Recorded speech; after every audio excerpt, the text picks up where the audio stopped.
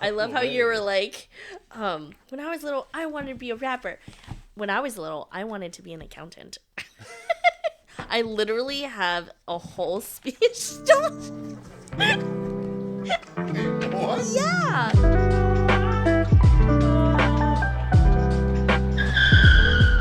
Anyways, welcome back to another episode of Joe's Funland. I'm your host, Joho, and today I am joined by our lovely guest, the wonderful, the one and only, the incredibly not egg-headed Totally. I get it. Wendy Lamb, and she is going to show me the power of bullet journaling today. Oh yeah, we're gonna release some creativity, some creative vibes. Yeah, But you're already a creative person naturally too, so I think that's helpful. yeah, I think so too. Yeah. But we grabbed some magazines from Walgreens. We're gonna, if you guys want to follow along at home, we're gonna just cut up some pictures. We're gonna make a little vision board for ourselves, and you're gonna see what it comes out to while we go through bullet journaling.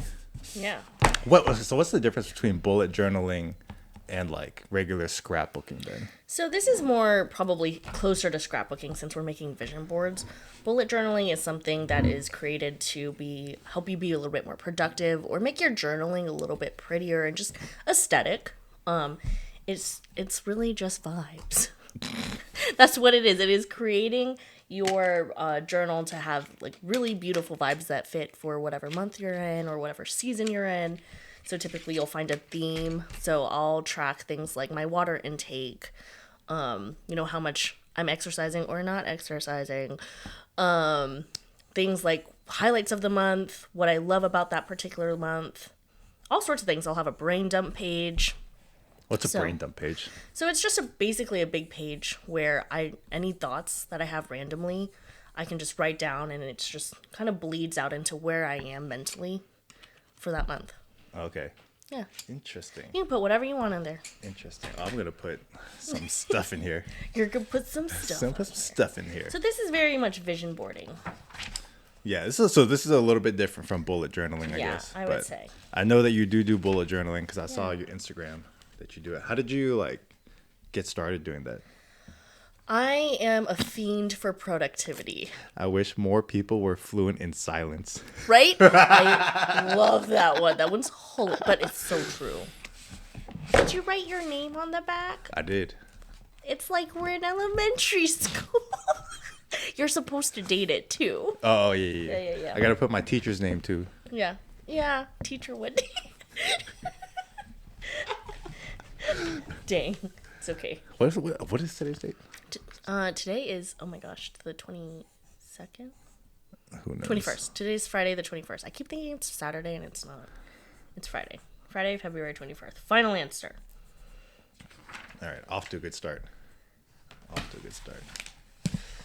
But that's bullet journaling. I got into it because I'm a fiend for productivity. I love being productive, but I also I'm a paper girly. I'm a 90s kid. I love to write on paper. So having a physical journal rather than a digital one was really important to me. Plus, I get to put stickers on it. It's really cute. True. So, do you ever journal the traditional way too? Then, handwriting and just writing and stuff like that. I do. I'm taking this silence one, by the way. Take it. It's awesome. all yours. Hell yeah. Journaling wise, I'm gonna grab my Remarkable here. Not a paid partnership, but I freaking love this thing. What is that? It is called a Remarkable tablet. How remarkable? And it's like markable marker, and I have notebooks on notebooks of just journals. Snap. Wait, it looks like a Kindle kind of thing. A little bit, very much so. Okay. It's still got that very papery feel. Yeah. Can I touch it? Yeah, go for I it. just want to see. It's all yours. It's got A pen. a pen too. Yeah. Oh, that's tight. What is that one? I don't know what that one is, but just you can write on it. Why are you lying? This one. All right, cool. Right? How do you? But I journal in that, and I also have a burn journal. So if I'm more of a burn journal type of person. What's a burn journal? So burn journal is Because in therapy, okay, sorry, I didn't mean to interrupt. Go ahead. But yeah, therapy, my therapist has been telling me, journal your feelings, journal your thoughts. It's helpful. So I've tried to do it like the traditional way of like just writing it in a piece of paper. I have a journal book over there on my desk. I've been trying to write stuff, but like, yeah, I didn't know they were. So then I was talking to somebody else, and she was like, "Oh, have you ever heard of shadow work?" And I was like, "What's that?" And then she was like, "Oh, it's kind of like journaling, but it's like a very intense prompt, and like so it's like kind of like a guided journal where you're not just writing anything that's on your mind, but it's like a prompt or a question, but it's meant to go very like deep, apparently." Oh, it's like a guided. Yeah, so like a guided journal, but then you just kind of like try to go as deep as you can in that one like thought. So the prompt might be like, "Oh, like how did you feel about like the most embarrassing moment you can think about, and why did you feel that way?" And just like go down the rabbit hole of like, "Oh, well, yeah. So I was like, "Oh, I never even heard of that until like recently." So I didn't know there was other styles of journaling. Yeah, there's a lot you can do, and yeah, there's a ton. Look at this. Can I just make this my vision board? This is my whole vision that takes board. Up half of your thing. I like it. That's cool though. That's cool though. You know, We should have got bigger. We should have just kept this bigger. This is gonna be so small if we take whole pages. It's all right. Now this sticker is tight though. Check out the sticker. You know, as a book girl. Check out the sticker. What sticker? Oh, the koi fish. Yeah, I love that one. I as a book girl, I hate tearing pages out of things and cutting them, but you know, I'm challenging myself in this space. It's for the craft. It's for the craft. It's for the craft. But burn journaling basically. Okay, yeah, burn journaling. When I am upset and angry, I can be very harsh with my words. And so what I do instead, if I'm having trouble time forming my, harsh emotions into feelings, and into kinder words, I'll write all my feelings out, like just straight and plain and simple. Just everything I'm feeling, and then I burn it. And like in literal fire. Yeah, I like rip out the page, burn it. Because I'm hoping, one, never to read it again, and two, hoping that the person I wrote it about never sees it. That's valid. Into fire. That's valid. I'm also a bit of a pyro. I used to do that. Something similar to that, but instead of journaling, it was just illegal tax documents, and we burned it in the pit. Yeah, but... What do you mean by illegal tax documents? Yeah, Should I be asking this on a recorded line? No one's gonna watch this. What? I'm gonna get like 2 views on this thing. Tons of people gonna watch it. Yeah, Yeah, like you, 2 views on me, this and thing. your mom. Okay, 3 views on this thing. I don't even think my mom knows I'm doing this. Nah, that's all right. She'll find out when you come big and famous. She's gonna be like, "Joe, did you hear about this CPS thing? I think it could be good for you." And you'd be like, "Yeah, thanks, Mom. Appreciate that." All right. Speaking of therapy, though, I'm also one thing that I did want to ask you too, because this is something that I'm going through with my therapist too. But I am a recovering people pleaser, right? So I don't. According to my therapist, I don't know how to like set. Well, I mean, he didn't really say like set boundaries, but like I have a difficult time saying no, and I also have a difficult time of like showing myself self-love in a way, because I'm very motivated by self-hatred. So Expand on that. What does that mean? I need to, so far, every single like big change I've had in my life, it was fueled because I was like, oh, I hate this version of myself. I need to change. But then like, I guess the opposite of that would be self-love, right? So I'm like, I don't know how to do that. And I feel like you, at least from my point of view, I feel like you are someone who is pretty good at doing that. I'm glad you think so. Do you not think so? It's something I struggle with for sure. Oh, you do? I do. So I was very wrong. I think it's definitely been better curated every year, but it's a journey and it's practice. But I think also loving yourself enough to want to change is also a thing. But I also see what maybe your therapist says about like, oh, I hate this about me, so it's gonna fuel my change. But I think change is part of self-love. Okay. So is your question more of like, how do I love myself? Sure. How do I practice self-love? What is self-love to you, and then how do you show up for yourself in that way? I think that's a great way to put it, is you're showing up for yourself. How do I define self-love though? I don't know. I'm a simple person. It's loving yourself. Oh, no way. No way. No, wow, okay. Sure. I know, mind blowing. I should be a philosopher. Yeah. I think you defined it really, really well. It's showing up for yourself. I'm trying to think of a better, like, maybe definition for that. Baby cheetahs. Is that going to be within your year vision? I might. Baby cheetahs? Buddy. Remember our talk about, financial responsibility? Yeah, baby cheetahs. But baby cheetahs, no, Joe, no. Okay, but look, this is a picture of this lady feeding a baby cheetah. That's probably part of her job. Okay. She gets paid for that. Wait, do you want to be a baby cheetah feeder? Because you could do that. I'm looking for a new job anyways. Yeah. Hey, any baby cheetah feeders out there? We're your people. I would love that. I would love that. That'd be awesome. I wouldn't quit my job for it, but great side hustle. Oh, I'm cutting up all these words. I'm so sad. I didn't even get a chance to read these articles. Did you really want to read it though? Yeah, this is fascinating. I love to read. Anyways, self-love. Our ADHD brains are like, Oh, God. You saw the baby cheetahs and we're like gone after that. The baby cheetah. The baby cheetahs. How sick would it be if you came over to my house and I was like, check this out, Wendy. You pulled up. Dude, I would never leave this place. I'd hang out. That cheetah would think I'm its mom. Baby We'd cheetah. have to have shared custody over this cheetah. That's what would happen. So, anyways, unless you want to parent with me. Co-parent. Co-parent. This baby cheetah. All right. I'll get weekends and you can get weekdays. Okay, deal. Or, okay. Anyways, back on track, Joe. So self-love. Self-love. For the 5th time ever. I think keeping your commitments is really, really important. The brain recognizes, and I'm not like a brain scientist, but I listen to a lot of YouTube and Instagram University, right? And so you do have to be mindful of where you're getting your content from. But I've heard in this video that that your brain recognizes when you don't show up for yourself.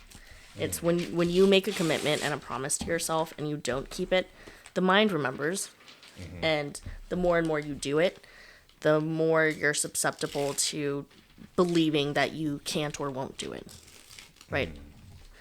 So I think keeping your commitments is very important. And then the commitments, I think, is important to make a distinction between that and goals. Right? Mm-hmm. Goals and commitments are two different things. A goal is kind of a vision for yourself of like, hey, this is what I would like to achieve. A commitment is like marriage, right? You're committing to a person. You're saying, I am promising to myself that I will absolutely do this. Like rain, shine, bad mood, good mood, crappy day, good day. This is going to get done. Mm-hmm. And so showing up for yourself in that way is really, I think, a great way to do self-love. And when I'm actually really working on right now, sometimes I'm not great about that. And, but after recognizing that and showing up for myself more in those spaces, no excuses, has really helped. I think that's a really good way for self-love. Taking care of your body, like God's temple, right? Eating well, exercising right. That's one I really struggle with. I don't do that well. I can never be like a CIA or FBI agent or like hold any like important government secrets because an enemy. Okay, Nemo. An enemy country would kidnap me somewhere. I'm very kidnappable. An enemy nation would come after me. I'd be held hostage, and they'd be like, "Tell me your secrets," with their like big lamp thing. I don't know how they interrogate people, probably with knives and stuff or guns. But they'd be like, "I'm about to shoot you. Tell me your government secret." And I'll be like, "Nah, man, I ain't gonna break." They're gonna be like, "Okay, well," like light on a treadmill. "We're gonna make you run on this treadmill for the next 5 minutes. Tell us your government secrets." And I'd break. I'd be like, "I'll tell you everything you need to know. Just don't make me do burpees." Have you seen the meme though? That's like, oh, fat people are harder to kidnap, so eat more cake. Yes. That's what that reminded me of. But yeah. So, taking care of your body, like, and there's a ton of benefits in it of itself to do that as well. It's good. I want to bring something up real quick. Yeah. It's interesting that you brought up goals too, because I was listening to this interview today. It was. Have you ever heard of Alex Hormozy? Yeah. Yeah. I like him. Yeah. So he was doing an Baseball interview. cat, long hair. I think it was on Diary of a CEO YouTube channel. Oh, yeah. And he was talking about, he's brought something really interesting. I think he said, I'm paraphrasing here, but basically the idea was like, he was saying like, for him, his goals is his definition of his relationship to himself. Say that one more time.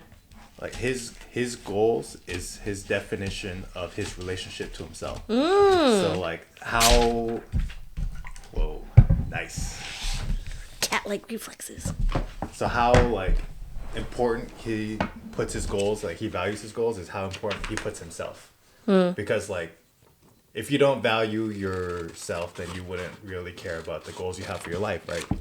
It kind of makes sense. So like, obviously if you put your goals at a higher like in your list of priorities they're higher up, then it's a way of, in his way of saying, kind of like a way of self-love. Yeah. Because you're taking care of yourself. And you're showing up for yourself and your goals. Yeah. So I thought that was pretty interesting. Yeah.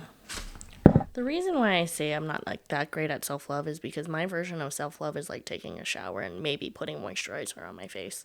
Sometimes Like, that. that is like my like the standard for me. I'm like, if I took a shower and put on moisturizer, like I have loved myself today. Sometimes it be like that. Yeah, I'm like, I'm bad with overdoing things sometimes. But you're good at goal setting though. I am. I love goals. I really think knowing your purpose of something is really, really important to your ability to achieve it. Like, I'm a big believer of, like, it has to be written down on a piece of paper, not just typed up online, right? Somewhere. You want to write it down in your handwriting. Give it some permanence, put it out really into the world. And I think that's really the first step. Because if it's just in your brain or typed out where it's somewhere, permeable and easily, deletable, then it feels almost less important.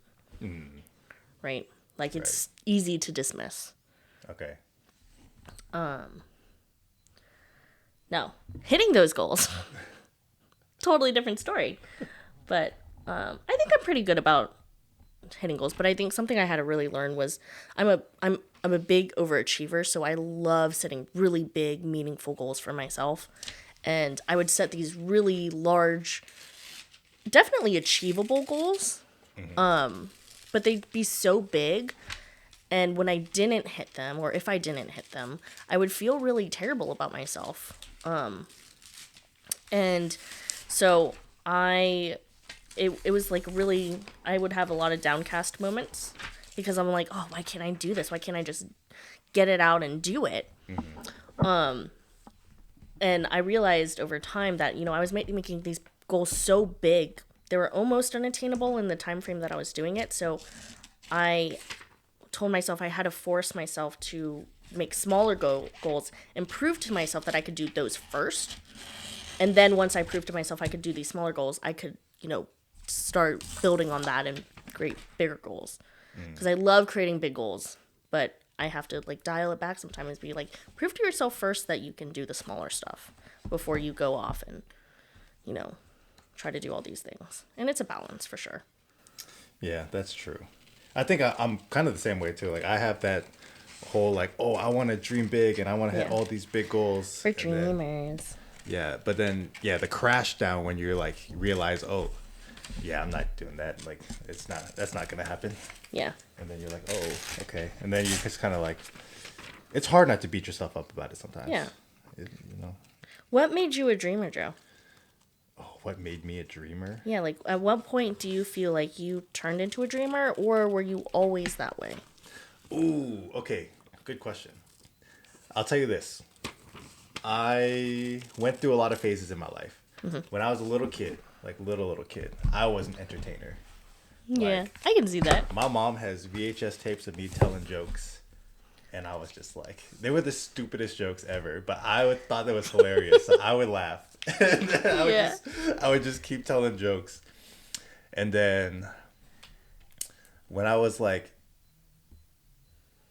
in 5th grade, I think 5th grade or 6th grade, somewhere around there, all of a sudden, for some reason, I became very shy, and I realized what shame was. And I was like, oh, I'm embarrassing. Oh, Wait, this is what embarrassment is. And then I became really shy. And then in high school, I eventually found my confidence again. And then I think that's around when I was like, okay, I'm going to dare to dream big. Because 12th grade, in my school, there was a program, like an internship program, where you could skip the last period of school and you could. That's why I was always visiting you guys at Chattahoochee, because I was skipping school. But he doesn't even go here. I got that so much. But yeah, so the last period was you could get an internship instead of going to an actual class. You would go work at an internship. And back then, music was like my whole life. I wanted to be a rapper. I wanted to do music. And the teacher that was in charge of that internship program, he was like, oh, so like, you know, at the end of the semester, you had to do a presentation about like what you learned in your internship, like what you think your career goals are going to be, like pretty much like stuff like that, right? And so it was 12th grade. I did a presentation, and I said, when I grow up, I'm going to be a rock star.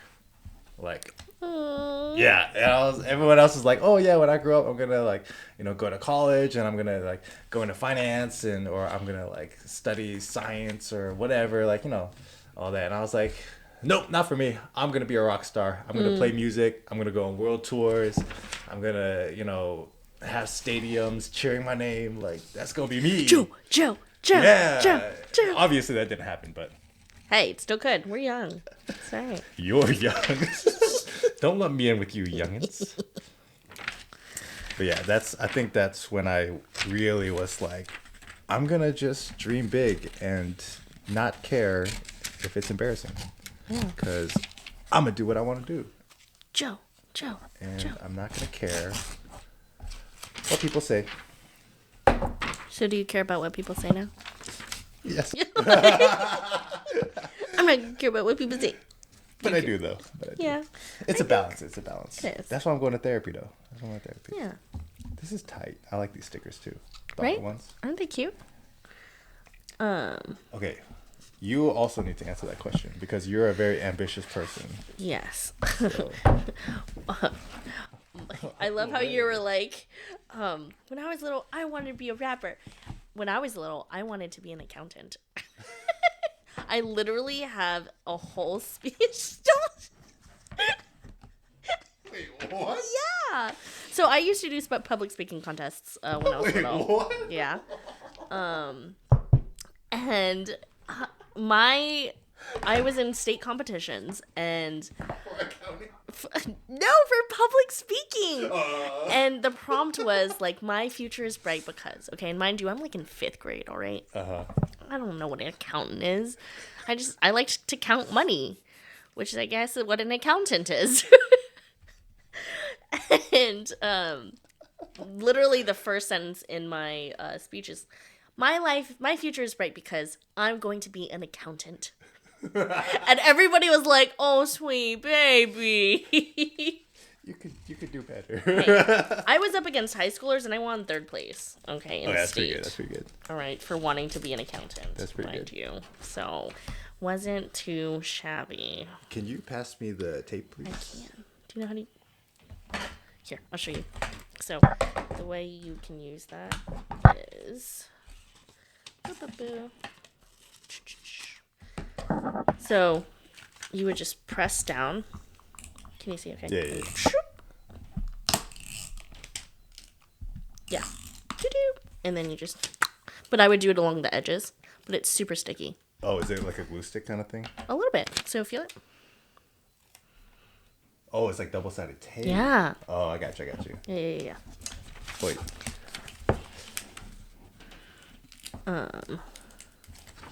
So there's that. So why didn't you become an accountant?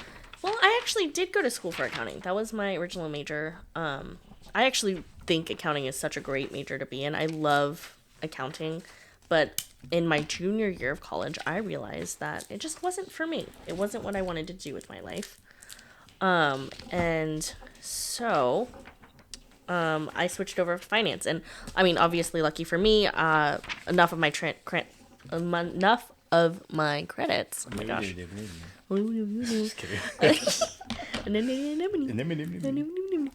Enough of my credits transferred over so that I didn't have to stay an extra year, which was very fortunate for me. Good. That's good. That's very good. Yeah. And I love what I do. I get to help families, my company gets to help families reach financial security and achieve their dreams. So that's really rare, actually, honestly. I feel like people saying like, oh, I love what I do. Yeah. You never hear that anymore. Plus in corporate America too. And especially in corporate America. I think though, like, because so many people complain about their jobs, or like there's a lot of content out there be like, oh, corporate America, I hate my job, blah blah blah. I'm gonna do what I want, quiet quitting, stuff like that. Like, I think there's not enough talk about people who really do love what they do, even in the corporate America world. And mind you, there are some really crappy companies out there, and I can totally understand why people would not enjoy what they do. But there are companies out there that do business right, and it's about finding those companies and being the person that company would want to hire. I think that's a flip side of it. It's not just a company. Then they're not going to just hire anybody. You have to be the type of person that they would want to hire, like somebody whose heart is around service. Like, that is your priority, is serving the marketplace. Really hard work, which requires you to do some things that you don't like all the time. But like having like really great values, I always love it when interviewees or candidates of mine will ask, hey, what are your company's values? Right? And if one, the interviewer knows it, and two, if the interviewer is really passionate about it, you can see like a lot about who the company is.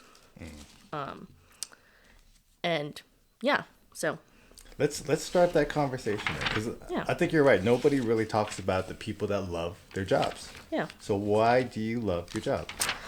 I love my job because, one, it is really up my line of passion, and the company I work for and the leaders that I work with are really, really awesome. So first, I'm really passionate about finance. I think financial literacy classes should be a mandatory class in high schools and college, not an elective. Sorry. We should probably explain what your job title and what you do for a living. Oh, okay. Yes, for people who don't know. That's also helpful. Because I don't know. Compliantly, I don't think I can say my company name because I'm not registered through certain portals. Yeah, like, not the details, but like the general gist of like what your job title is. Yeah. So I'm a director for advisor services, and what my team does is that we help new advisors who are in the business, who are going out into the marketplace and talking to people like you and me and families on how to achieve their dreams through financial securities, right? I know scripture says money is the root of all evil, but it's just as important as breathing right now, and you can do it in a godly manner, and you can still be really wealthy and still use that for God's kingdom in a really meaningful way, right? If you look through a lot of the people that were, servants of the Lord, many of them were rich and they funded the disciples, right? Now there are a lot of takes of that. I'm not going to go down that rabbit hole on everyone's views on that. But what I do and what my team does is that we help the new advisors who are coming into the business manage their business. It's practice management. So we help them with their client servicing because we know what we're doing while they kind of are still learning. And so we handle a lot of the client side of their business and helping them manage and create good business practices and attitudes and mindsets that are worthy of our company's name. Right. Because we don't want to create business owners who we have to protect our own clients from. Right. Our clients come first always. Right. They are the most important people. They're our parents. They're our friends' parents. They're our friends' families. Right. That's the marketplace. And so we build up those business owners to, have really thriving businesses so they can help people like you and me and, be protected. And like have a plan because finance is really, it's a lot. Like, Tell me about it. yeah, like I'm a Series 7 registered, individual, and for anybody who knows what that is, and it's still a lot. I don't know what that is. It's like a license, like just making you So you're allowed better into. than me is what you're saying. Never, I get it. never. Okay. We are on the same playing field in the Lord's eyes. I'm not a Series 7 whatever, though. You don't even know what it is. When It's we okay. get to heaven, God's going to be like, you Oh no, he won't. He's gonna be like, good and faithful Series 7 son. He's going to look at me and be like, what the heck? he'd be like, and now announcing Joe.